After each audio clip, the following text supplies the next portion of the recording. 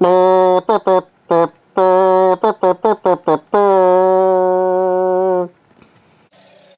of my death have been mildly exaggerated. Hello, Happy New Year, and welcome to another vlog. Yes, it's about time I made another video, isn't it?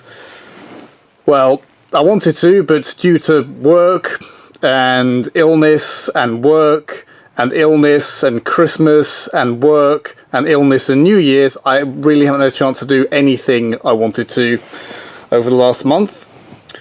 And I haven't really got many models finished. These are the last little lot I got finished. And you've probably seen some still photos of these in the last video.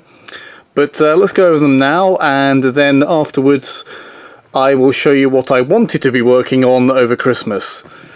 Right, so here is Hans von York's cart, and Hans von York himself, and Todrick Dine, a potential hireling slash henchman slash NPC the players will bother in upcoming games.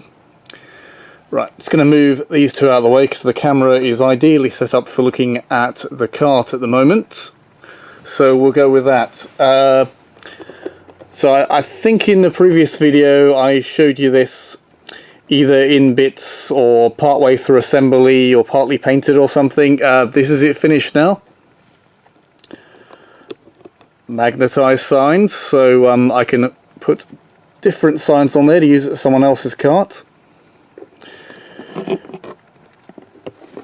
The wheels I have not glued on, but I'm not going to demonstrate how they come off because it's a little bit difficult to do, and I don't think I could do it through the camera as I do without rather clumsily breaking something. But yeah, magnetized signs, good.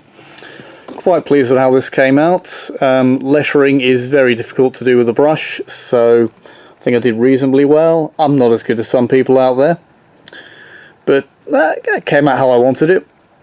So we extended the fancy bits around the writing onto the rest of the cart to make it look a bit more coherent. And yeah, overall, quite pleased with this. I think it's time I did a jump cut and showed you the two human-sized figures up close. So here we have, standing somewhere within the mythical realm of focus, Todrick Dine, former city guard, and Hans von York, the Viscount of Discount. And these are the last two figures I got finished. Right, so shall I take one out and talk about the other? Yep. Todd, go stand over there for a little bit. Yep, you can guard the off-screen there. Right, yeah, here's Hans von York. He is converted from a War of the Roses Perry Miniatures body, some Citadel Empire bits of various kits, and yeah, that's about it really. I can't tell the exact source of each piece because I don't remember, and I've had the sprue sitting around for a long time now, but yeah, overall quite pleased with how he came out. Yeah, I wanted to put him in a neutral pose, so he hasn't got his sword drawn, he's just got it in its scabbard at its side, and he's got his hand on it there. It's a fairly neutral pose, but one out of which conceivably he'll go into combat. Yeah, not bad. Painted the clothes in various purples and burgundies and stuff, and blue on his hat there. When I describe the NPC in the game, I like to describe him as having kind of fake nobleman's attire, and that's the look I've gone for. It's a bit supposed to be a little bit garish, and I think I've achieved that. It's not bad. Andy tells me he looks quite a bit like the character Dandelion from The Witcher appears in the game Witcher 3. I will cut a picture in here.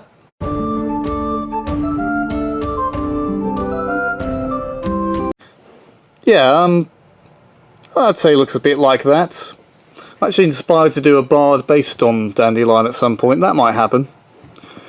Right, so Hans, you go stand over there, because I'm sure there are some bargains to be had off that side of the screen, and we'll bring back Todd.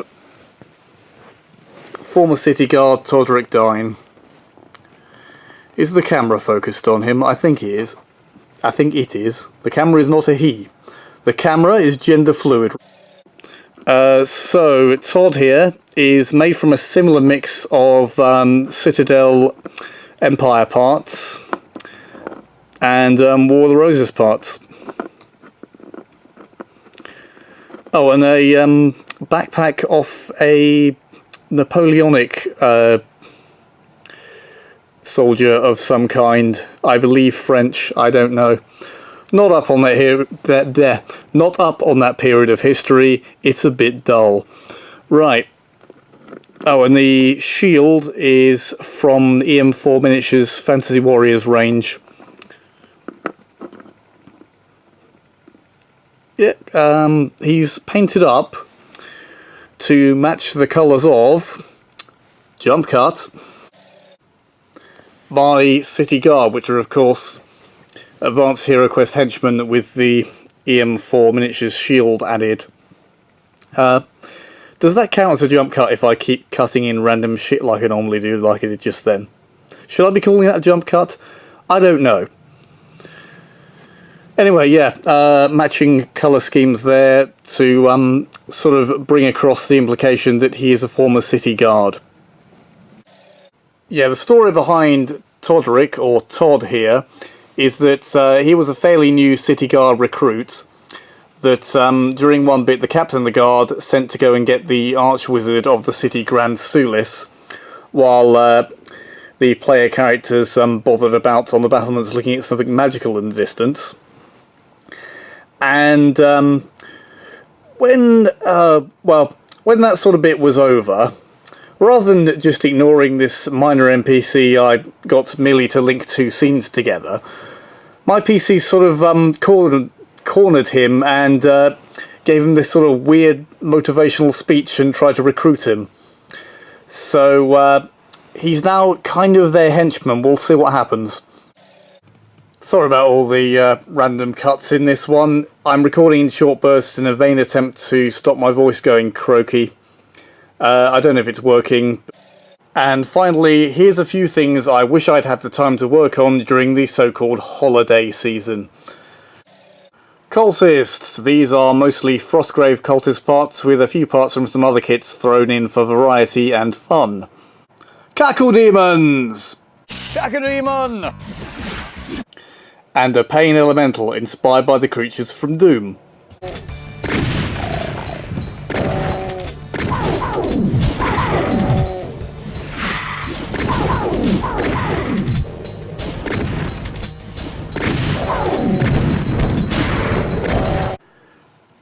And an unreleased prototype from Solar Flare Games, which I will hopefully be painting up as a Lava Elemental. I know it looks like it's made of ice at the moment. That's because of the material it was 3D printed in. So yeah, hopefully I'll be showing you some of those things somewhere near to completion in the next video I make. Until next time, I need a goodbye catchphrase.